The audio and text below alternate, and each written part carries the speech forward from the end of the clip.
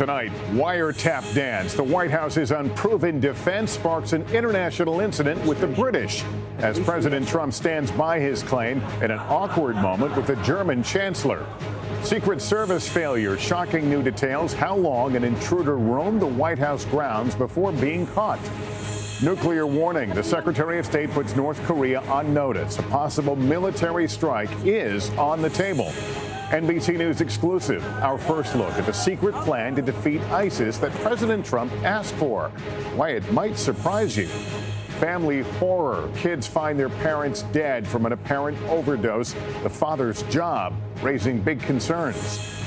And breakthrough cholesterol treatment dramatically lowering the risk of a heart attack. Nightly News begins right now. From NBC News World Headquarters in New York, this is NBC Nightly News with Lester Holt. Good evening. President Trump still looking to justify his thus far unproven and widely rejected claim that his campaign was spied on by President Obama today gave oxygen to the newest White House claim that British intelligence was in on the alleged surveillance plot. It happened during what was already a potentially delicate meeting between the president and German Chancellor Angela Merkel. Meantime, tonight, another major U.S. ally, the British government, is simmering over the allegation. NBC's Peter Alexander has details. Do you think it was a mistake? Tonight, confronted by a European reporter for his wiretap allegation against President Obama, a defiant President Trump taking a new shot at his predecessor. As far as wiretapping, I guess, by this past administration, at least we have something in common, perhaps. A swipe at the National Security Agency under Mr. Obama that monitored German Chancellor Angela Merkel's cell phone. The look on Merkel's face speaking volumes. From the man behind the art of the deal, a strategic deflection, not backing down on his initial claim, now refuted by the Republican chairs of the House and Senate Intelligence Committees and House Speaker Paul Ryan. But that didn't stop President Trump's spokesperson from this allegation Thursday. He's able to get it, and there's no American fingerprints on this. Reading from a Fox News segment claiming British intelligence helped Mr. Obama. Today, the president unfazed. I didn't make an opinion on it. That was a statement made by a very talented lawyer on Fox. And so you shouldn't be talking to me, you should be talking to Fox. A Fox News anchor minutes later shooting down that defense. Fox News knows of no evidence of any kind that the now President of the United States was surveilled at any time in any way, full stop. Even British intelligence issued a rare rebuke, dismissing the White House's comment as utterly ridiculous. And the Prime Minister's office says White House aides assured them the allegations would not be repeated. As a real estate developer, as a presidential candidate, even Donald Trump learned you could say brash things, controversial things, and then just move on. He's learning now, as a president, that's a lot tougher to do. All of it happening at a high-stakes meeting with Merkel, but no handshake in the Oval Office. A business roundtable with the chancellor sitting next to Ivanka Trump. The president pressing Merkel to pay up on NATO. Many nations owe vast sums of money from past years, and it is very unfair to the United States. These nations must pay what they owe. Tonight, the two leaders largely sidestepping their differences. But Mr. Trump's previous harsh words of Merkel, if the German people are going to end up overthrowing this woman, I don't know what the hell she's thinking. Still on her mind. I've always said it's much, much better to talk to one another and not about one another. And tonight, two congressional sources tell NBC News both the House and Senate Intelligence Committees received documents from the Justice Department responding to their requests for materials about possible surveillance of Trump Tower. Both sources say an initial read finds nothing to support Mr. Trump's claim. Lester? Peter Alexander at the White House tonight. Thank you. Meantime, Congress is demanding answers from the Secret Service tonight after it turns out that the intruder who jumped the White House fence a week ago was loose on the grounds for more than 16 minutes before he was apprehended. President Trump inside at the time. Another embarrassing incident for the men and women who risked their lives to protect him. Our Justice correspondent Pete Williams has details. Law enforcement officials say it took far longer than first suggested for the Secret Service to confront a man who jumped a fence and got up to the White House last Friday night while President Trump was inside. The officials say the man was actually on the grounds nearly 20 minutes, at one point hiding behind a White House pillar. Court documents say he jumped the fence in front of the Treasury Department next to the White House grounds and then kept moving south. It appears he walked about 1,000 feet and got all the way to the south portico entrance, where he was finally stopped by a uniformed officer. Officials say the man triggered motion detector alarms, but they say the officers on duty thought that was the movement of animals on the grounds, a frequent occurrence. The next day, the president said he felt safe. Secret Service did a fantastic job. But Congressman Jason Chaffetz says his staff has information that the man may have actually tried to open the door. This one scares me. The length of time that this intruder was able to be on the White House, hiding behind a pillar, and actually even going up to the door, that scares me. 2.5 years ago, a fence jumper managed to get inside the White House. A Homeland Security review blamed that lapse partly on understaffing, leading to low morale and attrition. Among changes coming, making the White House fence 5 feet taller. But some former agents have suggested the Secret Service is now stretched thin, protecting Trump Tower in New York, the president's weekend retreat in Florida, and the extended Trump family. Adding to the bad news, the Secret Service says an agent's laptop computer was stolen yesterday from her parked car in this Brooklyn neighborhood. She sometimes had duty at Trump Tower, but officials say her computer was encrypted. The latest fence jumper is a 26-year-old from California who claimed to be a friend of the president's. The Secret Service says tonight he was on the ground 16.5 minutes, that the agency is extremely angry and disappointed, and that it's imposing extra security posts and technology enhancements. Lester? All right, Pete Williams, thank you. Overseas tonight, a nuclear warning from Secretary of State Rex Tillerson to North Korea. Tillerson saying the time for talk is over. It hasn't worked. And unless the North Koreans backtrack on their nuclear program, U.S. military action is on the table. Our chief foreign affairs correspondent, Andrea Mitchell, is following the secretary in Asia. Tonight, on his first visit to one of the most dangerous corners of the world, Secretary of State Rex Tillerson threatening possible military action against North Korea.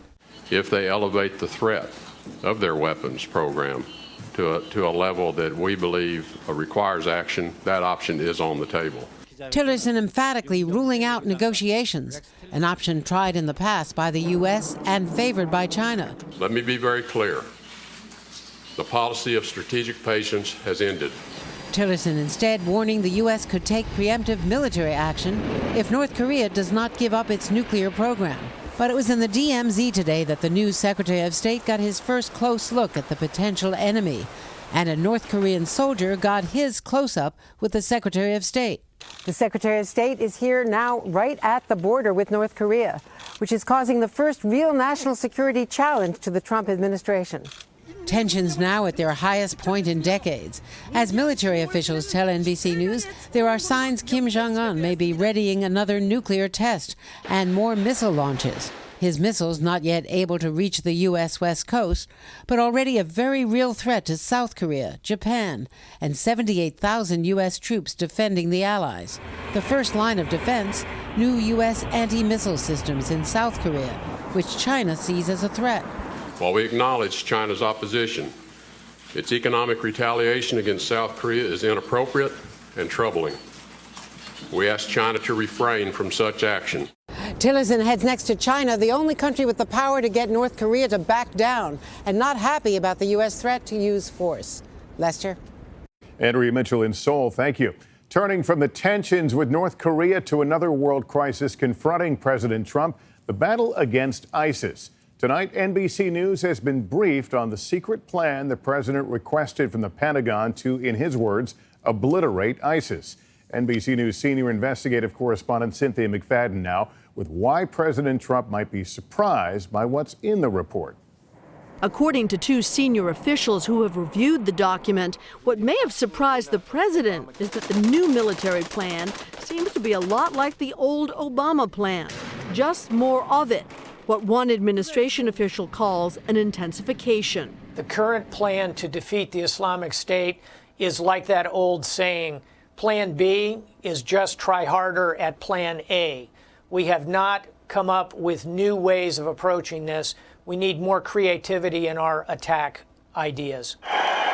During the campaign, Donald Trump made crushing ISIS a signature issue. They're going to be gone. ISIS will be gone if I'm elected president, and they'll be gone quickly. They will be gone very, very quickly. Mr. Trump calling President Obama's strategy a failure, saying he had a secret plan of his own. I know more about ISIS than the generals do, believe me. I, Donald John Trump. Just days after becoming president, he ordered the Pentagon to prepare its plan. The preliminary report highlights 4 next plays, suggesting acceleration in all of them, like support of Iraqi forces to capture Mosul and supporting and developing more local forces in Syria, all things that were going on when Obama was president.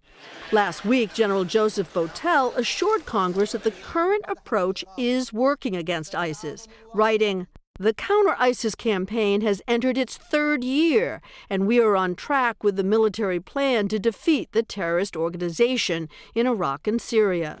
But 2 prominent military strategists, now retired, believe a new approach is needed. If you view the Islamic State as a body, what's been going on with the current strategy is we've been attacking their fingers and their toes. General David Deptula was the principal architect of the highly successful air attack in Desert Storm and directed the air power over Afghanistan after 9/11. He says more air power is needed and that the Army should no longer be commanding the airstrikes against ISIS. If you want to win a football game, would you put in a swimming team coach to lead the team during the Super Bowl? No. I would say the president might want to send that report back to his team to take another hard look. Pentagon spokesman Captain Jeff Davis told us the preliminary plan sent to the White House is a grand strategy, which places even more emphasis on diplomacy, economics, and information than it does on the military. It creates, he says, a framework for more tactical questions to be answered later. No word from the White House about whether that is what the president was looking for. Lester? Cynthia, thank you. In Raleigh, North Carolina, authorities are investigating the cause of a massive overnight fire that destroyed an apartment building under construction. The flames and intense heat also damaging a number of other buildings. 1 firefighter was treated for minor injuries and 5 people were treated for smoke inhalation, but no life-threatening injuries reported.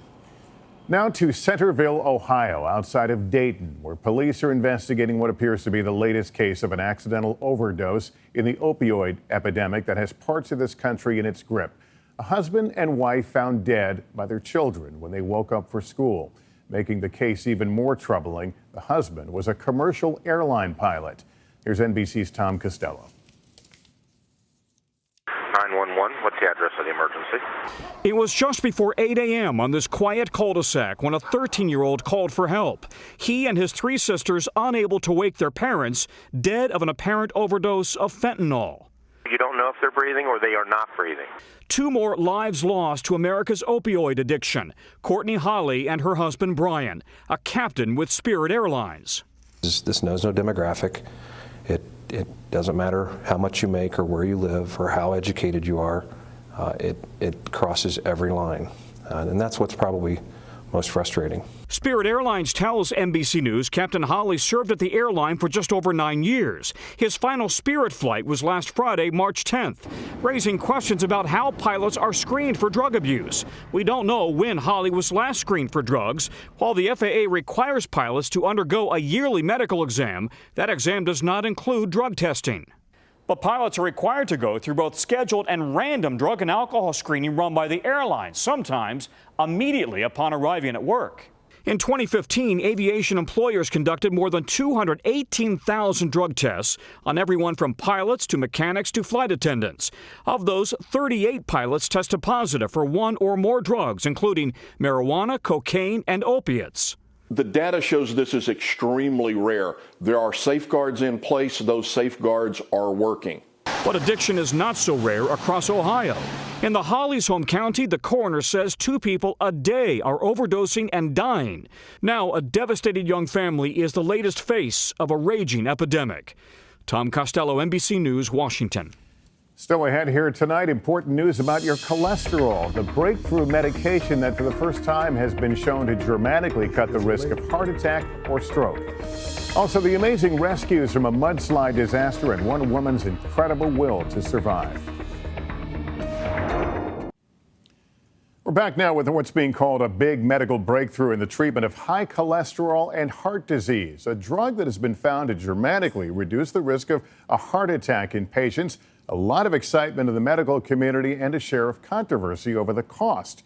Here's NBC News medical correspondent Dr. John Torres. Just a few years ago, Herb Tanzer wouldn't have had the energy to play catch with his dog. His heart health so poor even after 6 stents and a quadruple bypass. His cholesterol out of control despite statins. He was living in fear of a heart attack. I mean, it could be life-ending. Fast forward 3 years. Herb's bad cholesterol levels have dropped dramatically from 150 to 19, and doctors say he's no longer at risk for a heart attack. That's way beyond incredible. Hello. In addition to a statin, Herb is taking a new cholesterol-lowering drug called Repatha. Today, a landmark study, paid for by the drug maker, finds that it not only drops bad cholesterol to unprecedented levels, it cuts the risk of heart attack and stroke by 20%. So is this a game changer when it comes to treating cholesterol? There's no question. It has taken us where we could never go before. The drug was approved in 2015, but was criticized for its cost, nearly $14,000 a year. Today's study suggests it could be worth it. I think as a physician, it's our job to reduce our patients' risk of heart attack and stroke, and I think we should use these drugs to make our patients better. The drug is self-injected, usually every 2 weeks. Herb gets it for free since he's part of a study. I believe it's a lifesaver. It's a life changer. There are 11 million Americans who could benefit from this expensive drug, the price they may pay for a healthy life. John, it's an expensive drug. Does insurance cover it? Well, so far insurance companies have been reluctant to cover it. They say there's evidence that it does reduce cholesterol, but no proof it stops that second heart attack or stroke. We now have that proof. Today I talked to the organization representing insurance plans, and they tell me they're going to consider this new evidence. Dr. John Torres, thank you. We're back in a moment with something Prince William has not done since the death of his mother, Princess Diana, until now. We're back with extraordinary stories of survival in the middle of a deadly disaster. A camera captured the moment a woman trapped in a mudslide in Peru amazingly manages to escape. Others, including children, were pulled to safety by rescue chopper crews. Peru has experienced a recent onslaught of rain and flooding that has left dozens dead. Britain's royal couple, William and Kate, kicked off a 2-day trip to Paris. It's William's first official trip to that city since the death of his mother in a car crash there 20 years ago. The pair met with French President Francois Hollande, and with the UK planning to begin the Brexit process to leave the European Union later this month, William sought to reassure the French of the friendship between their countries. And there are even more changes to report tonight in the neighborhood. Following the thimble out the door is the wheelbarrow. Even the boot is getting the boot. Monopoly is ditching the tokens and replacing them with a Tyrannosaurus Rex, a rubber ducky, and a penguin. The changes come after millions cast votes to pick their favorite replacements. When we come back, bringing the beat, the music guru helping kids chase their dreams of superstardom with his studio on wheels. Inspiring America is next. Finally tonight, a story for anyone who's ever dreamt of becoming a music superstar. For many talented hopefuls, getting into a recording studio can be a big hurdle. But in Boston, one man is bringing the studio to them, and his beats are helping bring communities together. NBC's Ron Mott has our Inspiring America report. DJ Mike Boston is a rapper in the city sharing his name, aspires for bigger fame, helps others learn the game. Where you from? Tell them where you from. But for those who don't have the means to get behind the mic in a professional recording studio, Mike Boston has cranked up the volume on a novel idea, Mobile Stew he calls it, bringing the studio to them in his pickup truck and letting the good rhymes roll, nothing explicit. This is the voice of those that can't speak. This is for those that say they was me. Just rigged up my truck, and that's what I started doing. Started going to this block, to this block, to this block, and they felt valued. One of Mobile Stew's stops, the Boys and Girls Club of Dorchester. When I say Dorchester, you say strong. Dorchester! Dorchester! Where music helps break down walls of distrust. The only thing we should give a shot at is peace. Police and local kids even recording a song together, One Beat for Peace. Black and white, black with Having served prison time 2 decades ago, the 41-year-old father of 4 has the street credentials to be welcomed in many of the city's toughest neighborhoods. Well, I see Mike as my mentor, and I see him like, big bro. Kids are his focus, rap is his forum, changing lives his foundation. I feel like Santa Claus. And it's all because I'm showing up because I think that they matter. On the go with a positive flow. Ron Mott, NBC News, Boston. That's going to do it for us on a Friday night. I'm Lester Holt. For all of us at NBC News, thank you for watching and good night.